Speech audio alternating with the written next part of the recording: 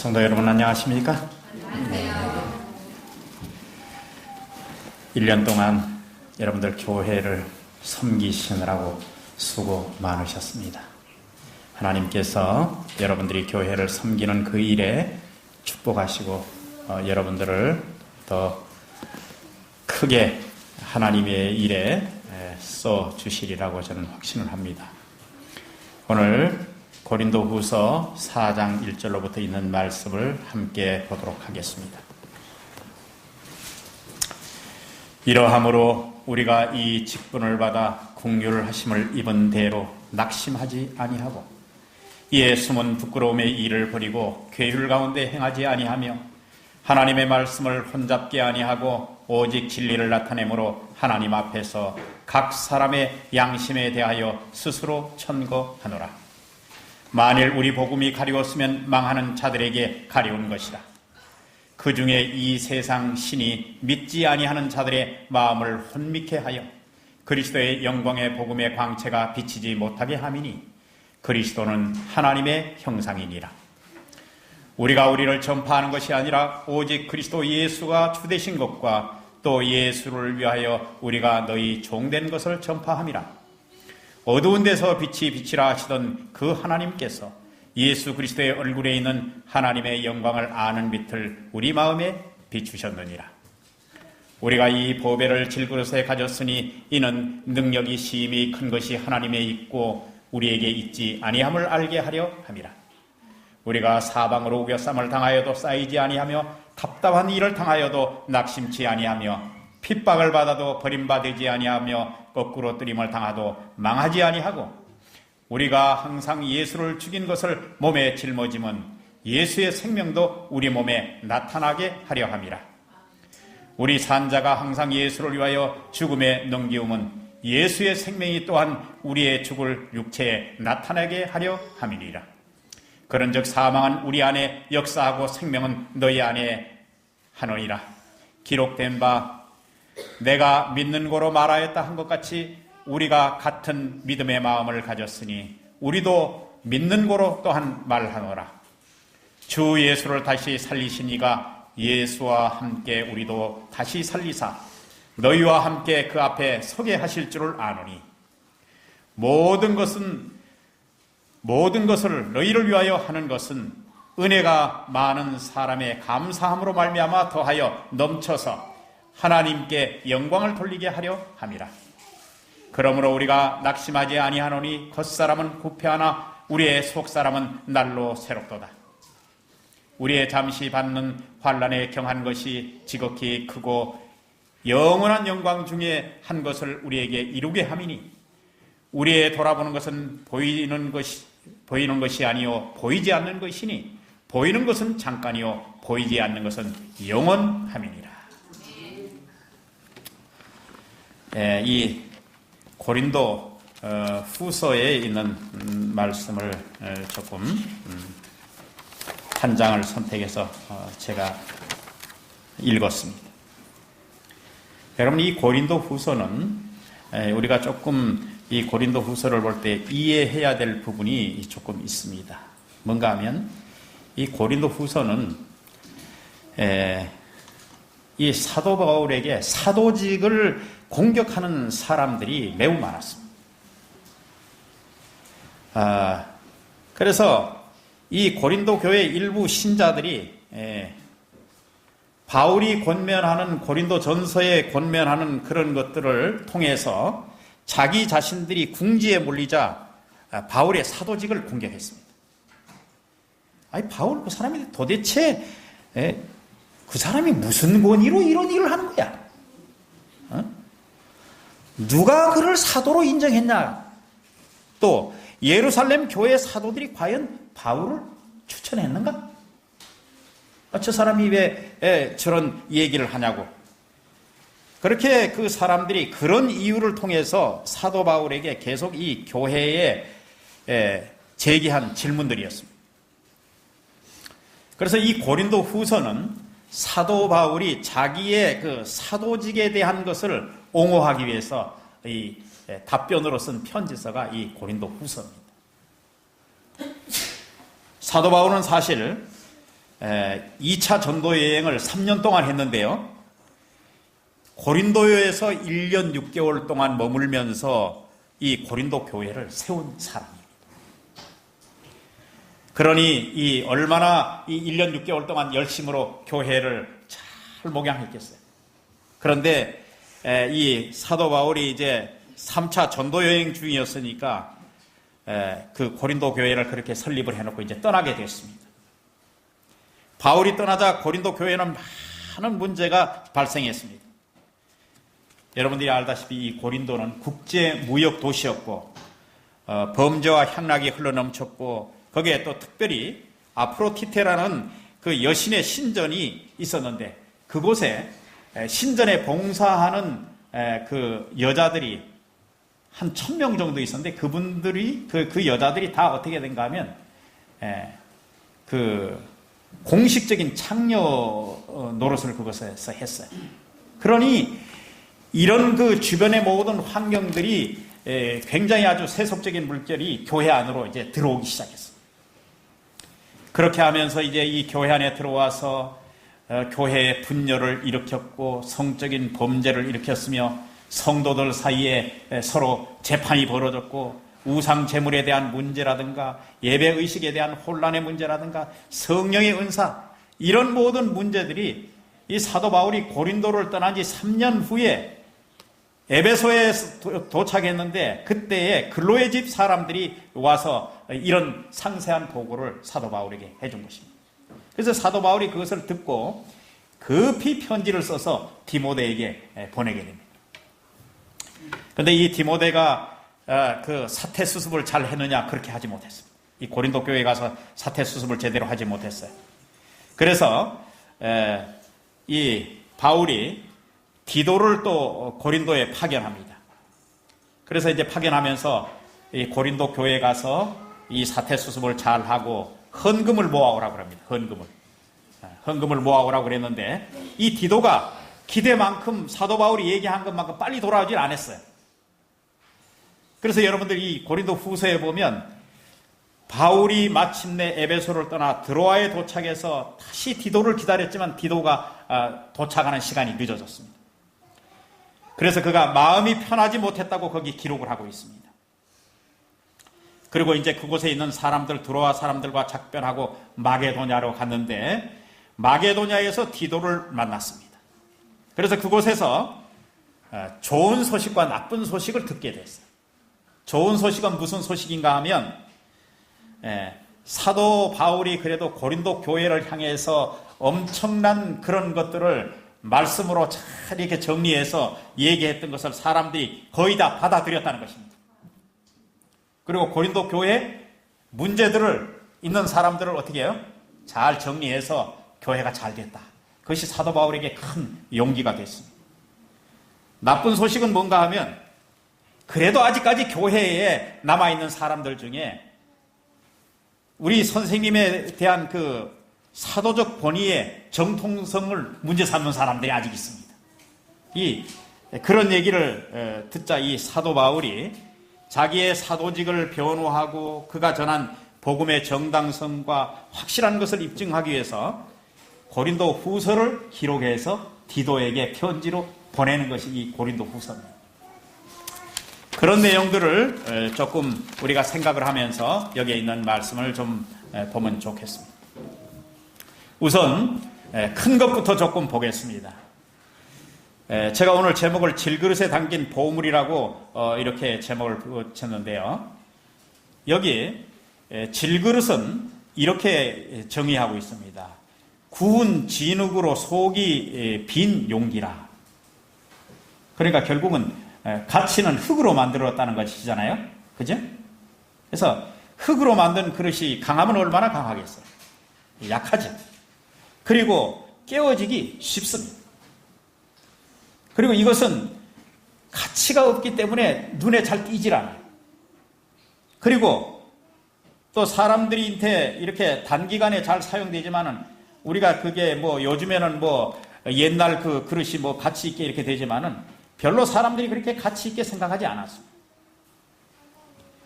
이게 우리 교회 주석에는 이렇게 얘기하고 있습니다. 인간의 그릇도 하나님의 영원한 보배와 대조하면 마찬가지다.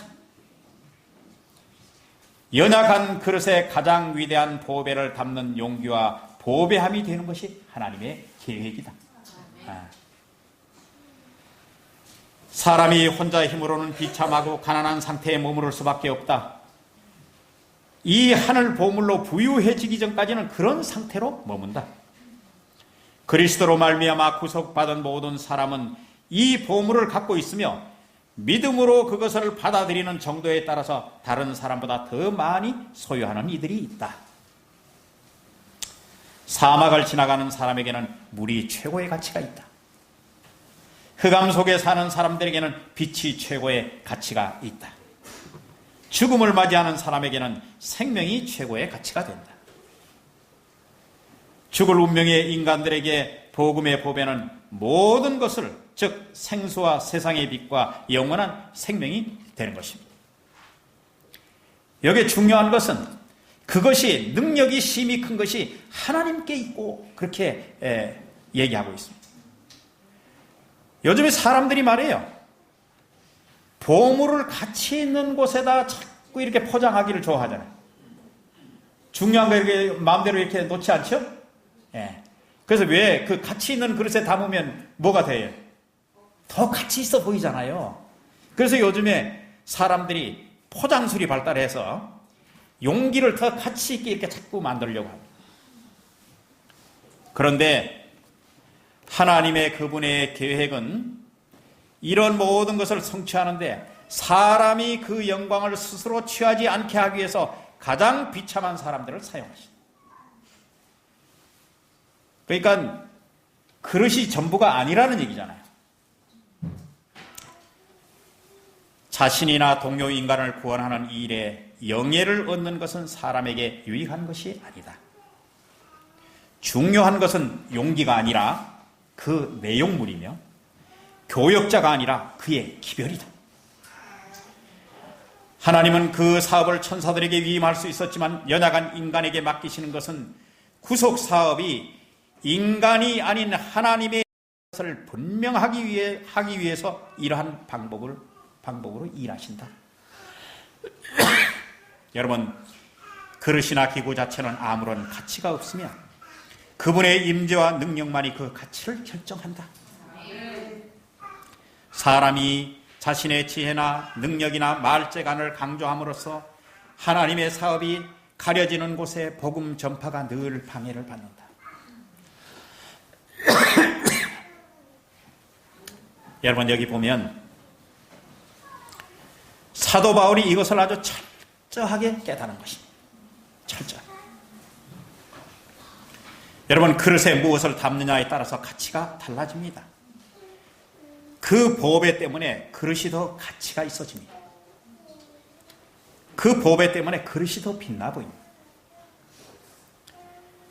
여러분, 우리가 빛이 나는 것은 그리스도께서 우리 안에 계시기 때문에, 우리가 그분의 빛 때문에 우리가 빛나 보이는 것입니다. 하나님을 대면한 모세의 얼굴이 빛이 났습니다. 하나님의 보좌 우편에 계신 그리스도를 본 스데반의 얼굴이 빛난 천사의 얼굴과 같았다. 그렇게 성경은 기록하고 있습니다. 우리의 스스로의 빛 때문이 아니라 예수 그리스도께서 우리 안에 계심으로 우리가 빛나 보이는 것입니다. 그리고 또 여기 한 가지 사실은, 이렇게 연약한 그릇에 담긴 것이 깨어지지 않고 그런 것은 하나님의 능력이다. 이렇게 표현하고 있습니다.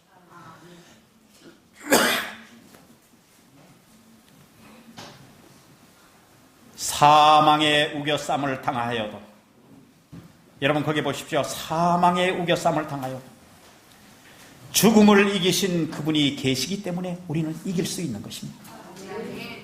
답답한 일을 당하여도 해결의 실마리를 쥐고 계시는 예수님이 계시기 때문에 우리는 그 일을 이길 수 있는 것입니다.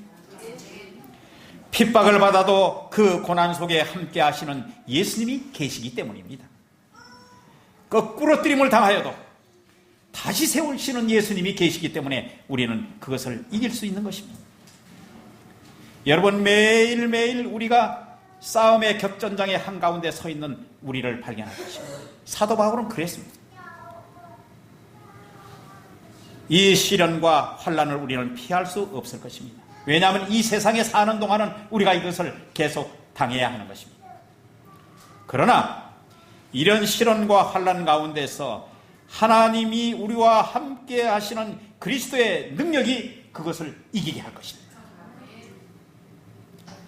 여러분, 여기 4장 1절에 보면 사도 바울이 말입니다. 이러함으로 우리가 이 직분을 받아, 이 직분은 복음을 전하는 직분입니다.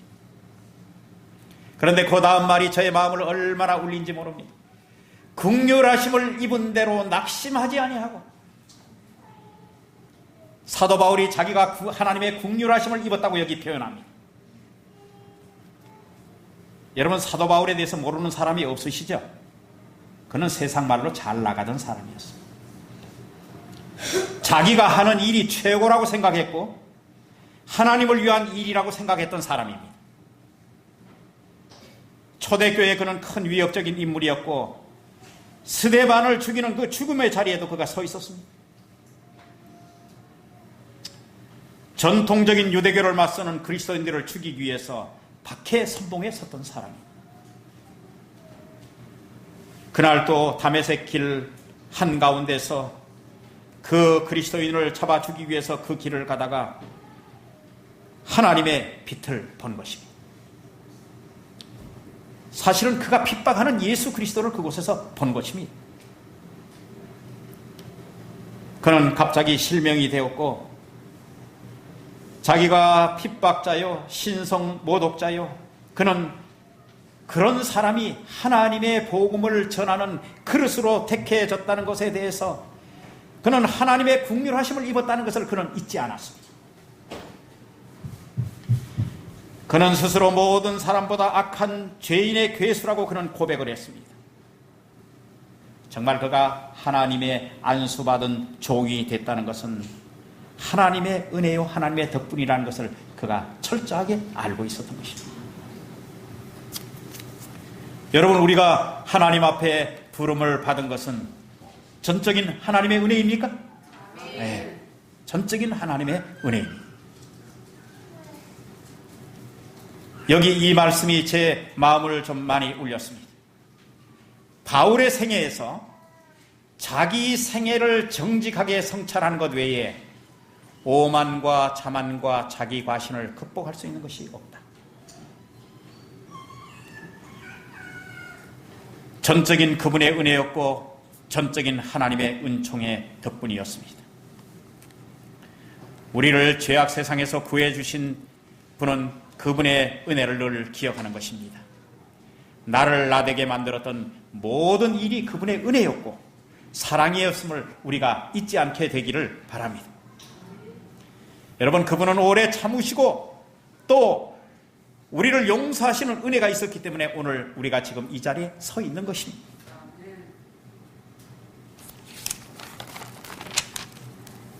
그가 전한 기별은 아주 단순했습니다. 혼잡게 하는 것이 없었습니다.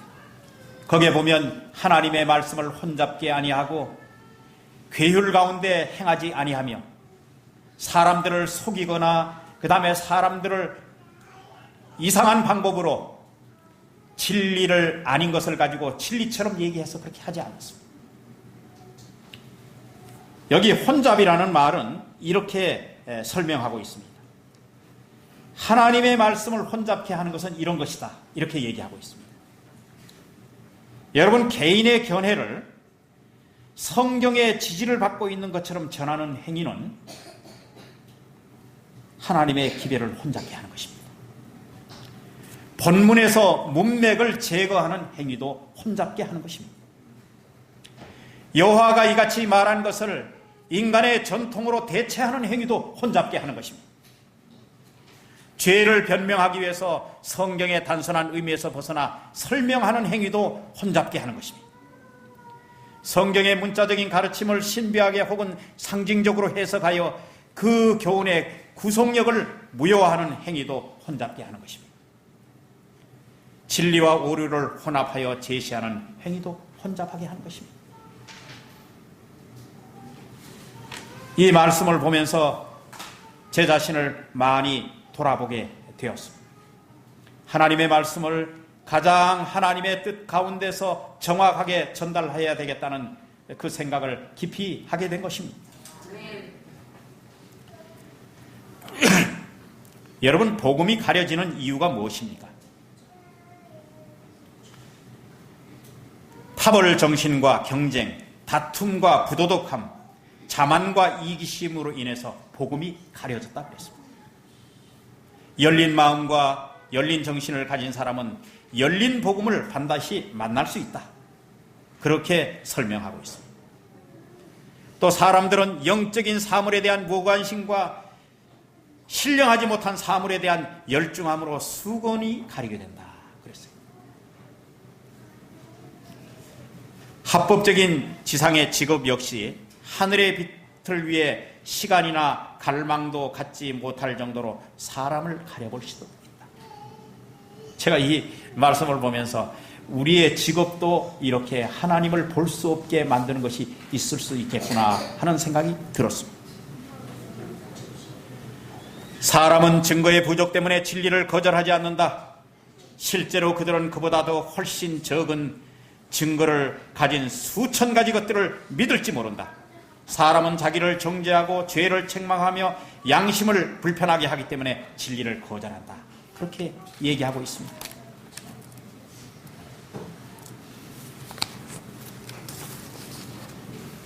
여기에 보면 4절에요. 그 중에 이 세상 신이 믿지 않은 자들의 마음을 혼미케 하여 그리스도의 영광의 복음의 광채가 비치지 못하게 하려 함이라.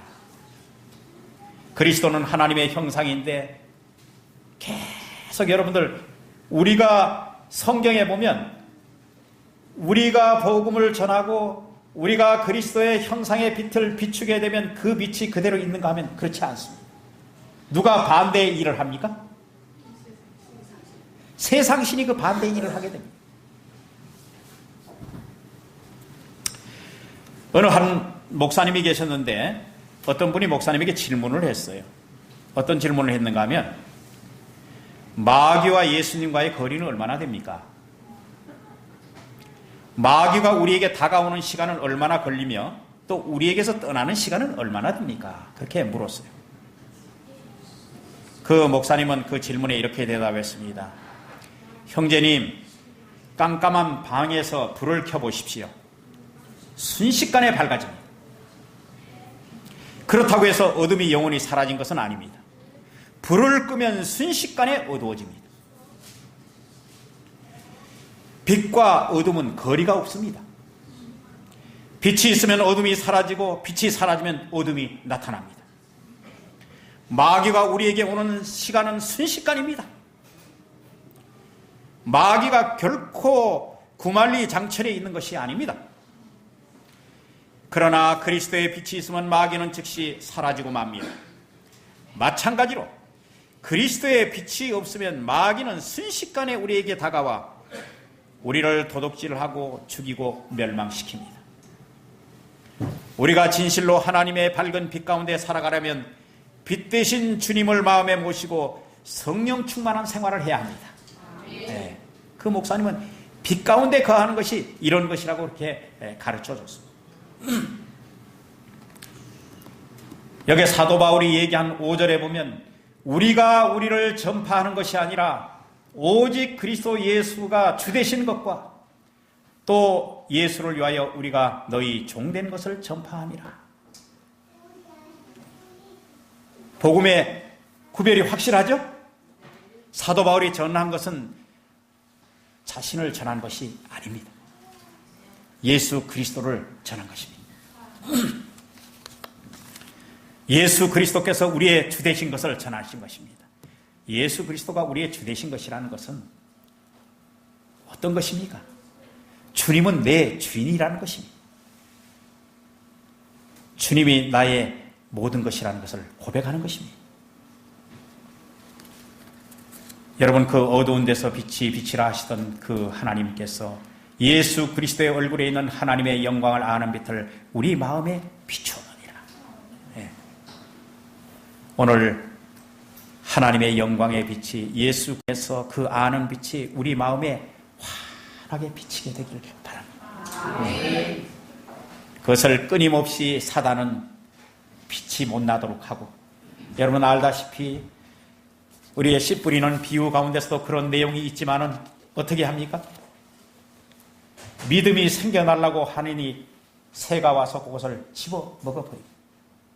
또 여러 가지 여러 상황에 따라서 그 싹이 자라나지 못하게 합니다. 또 밭에 잘 뿌려졌다 해도 사단이 와서 가라지를 덧뿌리고 갑니다. 그래서 잘 결실치 못하게 해요. 우리가 이런 것을 보면 예수 그리스도가 우리 마음 가운데 이렇게 계시는 빛을 사단이 계속적으로 이렇게 가리려고 애를 쓴다는 사실을 우리는 알아야 합니다. 그러면서 우리가 본문에 있는 말씀처럼 법의 질그릇을 얘기하면서 사방으로 이렇게 우겨쌈을 당하고 답답한 일을 당하고 핍박을 당해도 거꾸러지지 아니하고 이렇게 되는 것은 누구 때문입니까? 예수님 때문에 이 모든 것을 이길 수 있다는 것입니다. 우리가 항상 예수를 죽인 것을 몸에 짊어지면 예수의 생명도 우리 몸에 나타나게 하려 하심이라. 여러분 여기 보면 우리가 이 로마서에도 그 말씀을 증거하고 있습니다. 아브라함에 대한 이야기를 쭉 이렇게 설명하면서요, 믿음이 없어서 하나님의 약속을 의심치 않고 믿음에 견고하여져서 하나님께 영광을 돌리며 약속하신 그것을 또한 능히 이루실 줄 확신하였으니 이러므로 이것을 저에게 의로 여기셨느니라. 아브라함만 아니요 의로 여기심을 받는 우리도 유함이니 곧 우리 주를 죽은 자 가운데서 살리신 이를 믿는 자는 예수는 우리의 범죄함을 위하여 내어줌이 되고 또한 우리를 위하여 의롭다 하심으로 살아나셨느니라.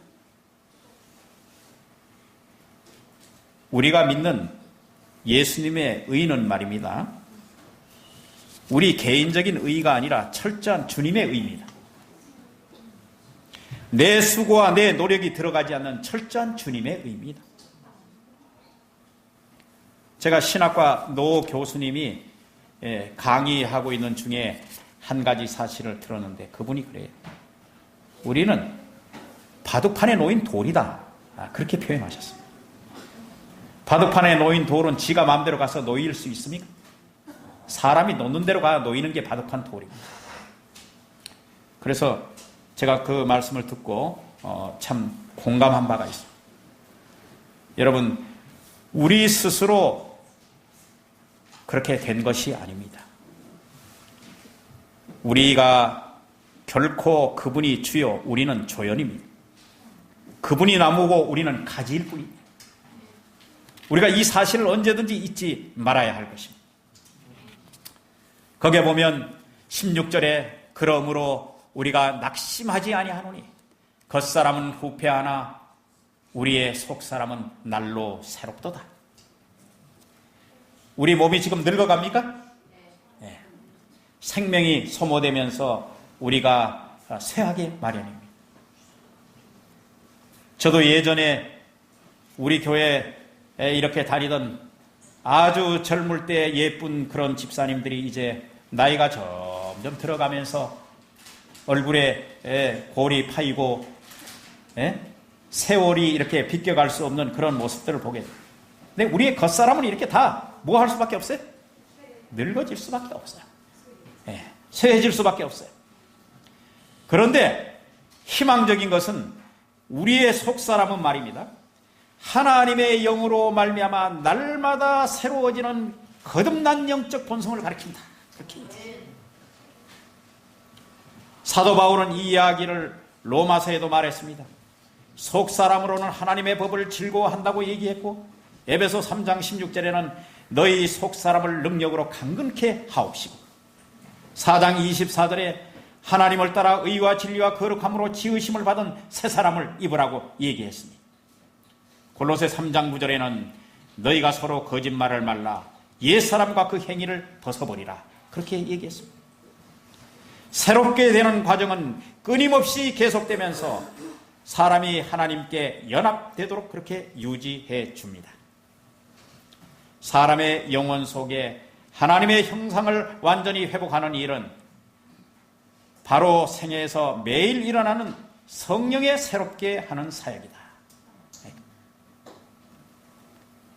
여러분, 우리가 매일 우리의 마음을 하나님께 드리는 것, 매일 그분이 우리의 주인이 되시는 것, 그렇게 하는 것은 우리에게 매우 유용한 것입니다. 하나님과 함께하는 경험이 냉랭하고 형식적인 것이 되지 않게 하려면 모든 그리스도인에게는 이런 매일에 새롭게 되는 경험이 필요하다. 영적으로 새롭게 됨으로 하나님의 말씀에서 새로운 빛을 받게 되고 다른 이들과 나눌 은혜를 새롭게 경험하게 되며 마음의 뜻과 새로 깨끗함을 받게 된다. 반면에 중생을 경험하지 못한 사람들은 대개 겉사람과 관계되는 것, 즉 무엇을 먹을까, 무엇을 입을까, 무엇을 즐길까를 생각합니다. 여러분, 우리가 속사람이 날로 새로워지는 우리가 되면 참 좋겠습니다. 그리고 사도 바울은 여기서 모든 이야기를 할 때 내가 중심이 되어 있는 것으로 얘기하지 않았습니다. 우리라는 개념이 매우 중요합니다. 여러분, 요즘에는 혼자 사는 가정들이 늘어나고 나라도 개인적으로 아주 개인적인 관점으로 다 모든 것을 보고 자기 필요한 라이프 스타일대로 사는 게 오늘날 시대입니다. 수박도 한 덩어리를 팔지 않고 4분의 1로 갈라놓고 필요한 대로 조그맣게 사서 먹도록 다 그렇게 아주 다 개인적으로 그렇게 삽니다. 여러분, 사도 바울은 내가 잘 되어야 하기지만은 사도 바울이 여기에 깨달은 것은 우리가 잘 되어야 하는 것입니다. 우리라는 함께 가는 개념이 강합니다. 이것은 공동체의 개념입니다.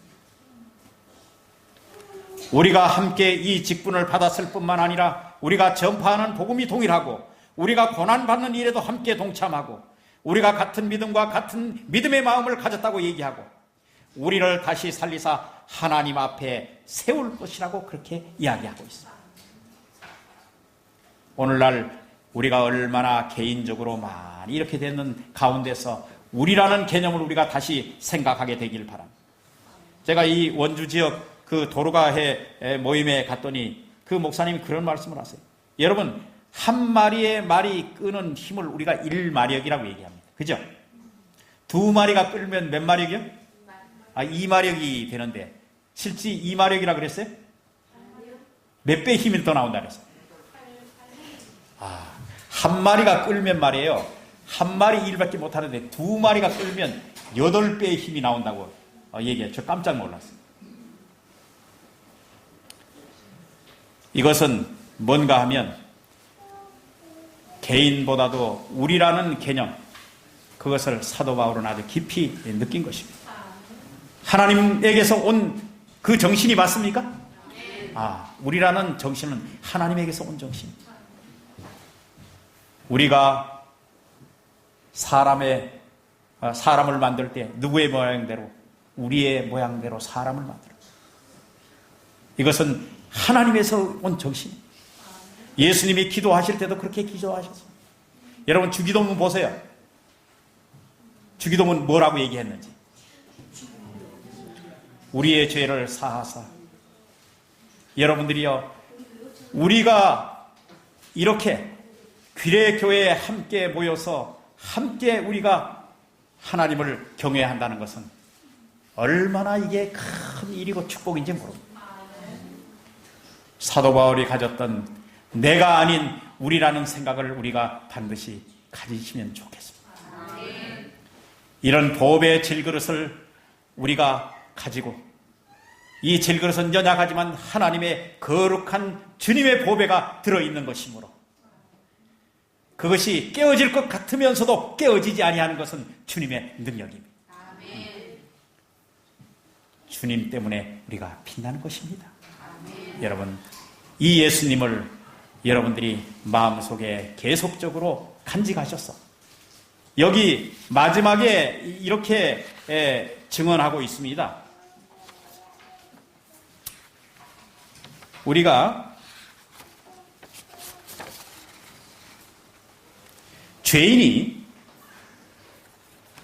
죄인이 일단 당신의 아들의 희생을 통하여 나타난 아버지의 사랑을 바라보고 거룩한 가마에 복종할 때 마음의 변화가 일어나며 그 후로는 그리스도가 가장 귀하게 된다는 사실을 알았다. 사도행전 245페이지에 그렇게 말하고 있습니다.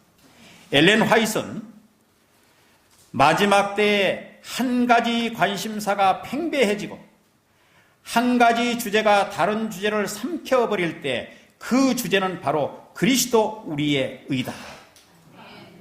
초대 교회 때도 그러했고 마지막 남은 교회 때도 그러할 것이다.